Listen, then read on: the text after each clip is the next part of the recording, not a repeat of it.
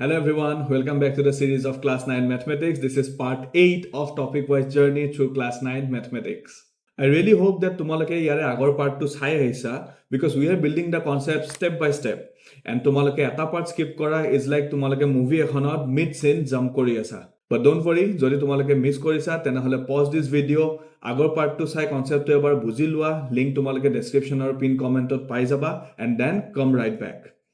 আৰু যোনে লাষ্ট পাৰ্টটো অলৰেডি চাইছা দেন লেটছ কণ্টিনিউ সো এতিয়া আমি পাম ৰেচনেলাইজেশ্যন মানে কি to make the irrational denominator of a fraction rational আমি কি হয় আমি যেতিয়া ফ্ৰেকশ্যন এটা লিখো although it's a irrational number আমি ডিনমিনেটৰত কেতিয়াও ইৰেচনেল নাম্বাৰ নিলিখো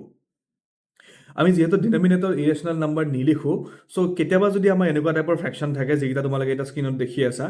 এনেকুৱা টাইপৰ ফ্ৰেকশ্যন যদি থাকে য'ত ডিনমিনেটৰত ইৰেচনেল নাম্বাৰ আছে আমি ট্ৰাই কৰোঁ যে ইৰেচনেল নাম্বাৰটো তাৰ পৰা ৰিমুভ কৰিবৰ কাৰণে আৰু ৰিমুভ কৰা যিটো মেথড আছে সেই মেথডটো কোৱা হয় ৰেচনেলাইজেশ্যন সো আই হোপ আগৰ ভিডিঅ'টো তোমালোকে ইৰেচনেল নাম্বাৰৰ অপাৰেশ্যনখিনি শিকিছা তাত তোমালোকে এটা বস্তু গম পাইছা যে ৰুট অভাৰ আৰু স্কুৱেৰ দুইটা অপজিট বস্তু আৰু দুইটা অপজিট বস্তুৰ কাৰণে কি হয়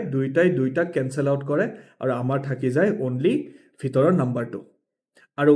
এটা আমাৰ খুব ইউজফুল ল এটা হ'ল যদিহে আমাৰ সেম কোৱান্টিটি থাকে জাষ্ট এবাৰ প্লাছ এবাৰ মাইনাছ থাকে তেতিয়াহ'লে আমি a square minus b square কৰি দিব পাৰোঁ এইটো ল আমি কিয় ইউজ কৰিম বিকজ আমি ইয়াতে চোৱা ইয়াতে আমাৰ a square minus b square আহি যায় ন এনচাৰত যেতিয়া আমাৰ স্কুৱেৰ আহি যায় আমি এইমাত্ৰ পাইছোঁ যে ৰুট অভাৰৰ ওপৰত যদি স্কুৱেৰ আহি যায় ৰুট অভাৰ চিনটো কেনচেল হৈ যায় আৰু ৰুট অভাৰ চাইনটো কেনচেল হোৱা মানে আমাৰ ইৰেচনেল নাম্বাৰটো ৰেচনেলত কনভাৰ্ট হৈ যায় চ' আহা এতিয়া আমি চাওঁ ইৰেচনেল নাম্বাৰ এটা ৰেচনেল নাম্বাৰত কেনেকৈ কনভাৰ্ট কৰিব পাৰি ডিনমিনেটৰটো অনলি নে নিউমাৰেটৰটো যি হয় হ'ব দিয়া it doesn't matter first question আছে আমাৰ ৰেচনেলাইজ 1/√7 চ' এতিয়া চোৱা ডিনমিনেটৰত আছে √7 চ' মই √7টোক সামহাও যদি মই ৰুট চাইনডাল গুচাব পাৰোঁ চ' এইটো হৈ যাব মোৰ ৰেচনেল নাম্বাৰ হয়নে চ' চোৱা 1/√7 আছে হয়নে যদি এনেকুৱা ছিংগল নাম্বাৰ থাকে ডিনমিনেটৰত যদি এনেকুৱা ছিংগল নাম্বাৰ থাকে তোমালোকে কি কৰিবা সেম নাম্বাৰটো এতিয়া আকৌ মাল্টিপ্লাই কৰি দিবা কিয় কৰিবা চোৱা মই √7 দি both numerator আৰু denominatorক মাল্টিপ্লাই কৰিছোঁ কিয় বিকজ √7 into √7 কিমান হ'ব √7 স্কুৱেৰ হয়নে নহয় √7 into √7 √7 স্কুৱেৰ আৰু স্কুৱেৰ আৰু ৰুট কি হয় অপজিট হয় they are the enemies so' they cancel each other আৰু আমাৰ থাকি যাব কি অনলি 7 চ' এই লজিকটোৰ কাৰণে যেতিয়া আমাৰ ডিনমিনেটৰত এটা ছিংগল ৰুট নাম্বাৰ থাকে আমি সেম নাম্বাৰ দি মাল্টিপ্লাই কৰিম but not only with the denominator হেতুক বেলেন্স কৰিবৰ কাৰণে আমি নিউমাৰেটৰটো মাল্টিপ্লাই কৰিব লাগিব 1 into √7 কিমান হ'ব √7 and √7 into √7 মানে √7 স্কুৱেৰ আৰু √7 স্কুৱেৰ মানে আমি কি লিখিম আমি লিখিম অনলি 7 হৈ গ'ল মোৰ ডিনমিনেটৰত যিটো ইৰেচনেল নাম্বাৰ আছিল সেইটো নোহোৱা হৈ গ'ল আৰু এইটোকে কোৱা হয় ৰেচনেলাইজেশ্যন এতিয়া নেক্সট কুৱেশ্যনটোত চোৱা নেক্সট কুৱেশ্যনটোত কিন্তু দুটা ইৰেচনেল নাম্বাৰ আছে এইটোত চোৱা কি কৰিম আমি √7 minus √6 এতিয়া √7 minus √6ৰ লগত কি মাল্টিপ্লাই কৰিলে কেইটাৰ আমাৰ গায়ব হৈ যাব আৰু কেতিয়া গায়ব হয় যেতিয়াহে আমি ৰুটৰ ওপৰত স্কুৱেৰ লগাওঁ আৰু আমি স্কুৱেৰ কেতিয়া লগাব পাৰিম যেতিয়াহে আমি a plus b into a minus b whole square formula use কৰিব পাৰিম নট হোল স্কুৱেৰ যেতিয়াহে আমি a plus b into a minus b use কৰিব পাৰিম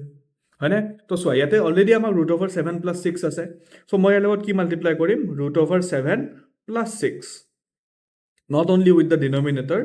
to balance this মই numeratorটো কৰিব লাগিব এটো so এটো কৰিলে মই কি পাম 1 into √7 plus 6 হৈ যাব √7 plus 6 denominator চোৱা কি আছে a minus b into a plus b or a plus b into a minus b so this is a square minus b square or √7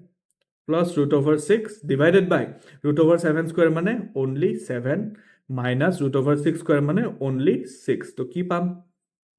√7 plus √6 divided by 1 হৈ গ'ল মোৰ problem solve denominator যেটো ইৰেচনেল number আছিল হেতু হৈ গ'ল rational number so এটো এনেকৈ লিখিব পাৰা or √7 plus √6 কৰিও লিখি থব পাৰা this will be your final answer So I hope তোমালোকে rationalization মেথডটো বুজি পাইছা আহা আমি কিছুমান আৰু এপ্লিকেশন চাও বা আৰু কিছুমান কোৱেশ্চনছ প্ৰেক্টিস কৰো ইয়াতে নেক্সট কোৱেশ্চনটো আছে rationalize 1/√7 - 2 so again same বস্তু so আমি √7 ৰ পৰা √ সাইনটো গুচাব লাগে কেনেকৈ গুচাম তাক যদি আমি স্কয়াৰ কৰিব পাৰো কেনেকৈ স্কয়াৰ কৰিব পাৰিম যদিহে আমি a² - b² ফৰ্মুলা ইউজ কৰিব পাৰো so simple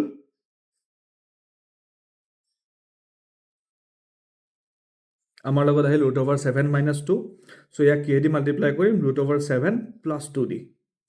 ওপৰটো আহি যাব √7 + 2 টু বেলেন্স দিস ওপৰত হৈ গল কিমান আমাৰ 1 * √7 + 2 √7 + 2 ডিনোমিনেটৰত কি আছে √7 - 2 √7 + 2 তাৰমানে a - b * a + b which is a² - b². নিউমাৰেটৰটো সেমে থাকি যাব বিকজ তাৰ লগত কৰিব কাৰণে একো নাই ডিনোমিনেটৰত কি হ'ব √7² মানে 7 - 2² মানে 4 এতিয়া চোৱা √7 + 2 আৰু 7 - 4 মানে 3 হৈ গল আৰু এটা লাষ্ট কোৱেশ্চন চাম যেটোত আমাৰ অলপমান ট্ৰিকি হয়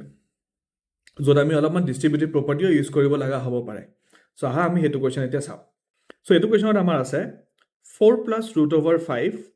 divided by 4 minus √5 ইয়াতে চোৱা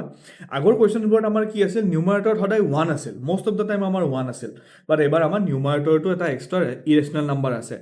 কিন্তু এগেইন আমি ফোকাস কৰিম অনলি ডিনোমিনেটৰৰ যেটো ইৰেশনাল পাৰ্ট আছে হেতুক আমি ৰেশনাল বনাব ট্ৰাই কৰিম নিউমাৰেটৰ জি আহি থাকক সো ডিনোমিনেটৰত আছে 4 minus √5 তা কিহেদি মাল্টিপ্লাই কৰিম 4 plus √5 দি মাল্টিপ্লাই কৰিম অকল ডিনোমিনেটৰ কৰিলে নহব টু বেলেন্স দিস আমি নিউমাৰেটৰটো কৰিব লগা হ'ব তো এটা চোৱা এটা তোমালোকে নিউমাৰেটৰত কি পালা এতিয়া তোমালোকে নিউমাৰেটৰত পালা 4 plus √5 into 4 plus √5 তাৰমানে 4 plus √5 whole square ডিনোমিনেটৰত কি হ'ব a - b into a plus b so a² minus b² এটা চোৱা 4 plus √5 whole square মানে a plus b whole square এটো কি আছিল a² plus b² plus 2 into a into b right I hope তোমালোকে এখিনি ক্লাস 8 তে কি আহিছা যদি এটো ইউজ কৰাতে স্টিল প্ৰবলেম আছে তোমালোকে মই কমেন্ট সেকশনত জনাবা মই এটা a plus b whole square বা algebraic identities খিনিৰ ওপৰত এটা ভিডিও এক্সপ্লেইন কৰি তোমালোকৰ ডাউট খিনি ক্লিয়াৰ কৰি দিম ডিনোমিনেটৰত হ'ব আমাৰ কি 4² মানে 16 minus √5² মানে only 5 so ইয়াতে আমাৰ নিউমাৰেটৰত কি হ'ব